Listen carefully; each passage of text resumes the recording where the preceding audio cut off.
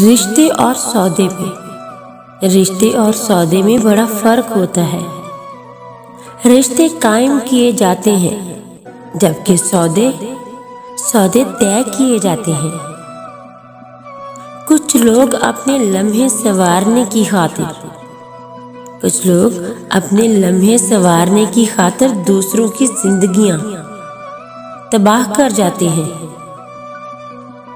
रिश्ते और शीशे दोनों ही इंसानी गफलत से टूटते हैं। तुम्हें ये याद रखना चाहिए कि शीशे का मुतबादिल शीशा तो मिल जाता है, मगर रिश्ते के मुतबादिल रिश्ते नहीं मिलते। मोमन आदमी आजमाइश के बाद निखर जाता है और मुनाफिक बिखर जाता है।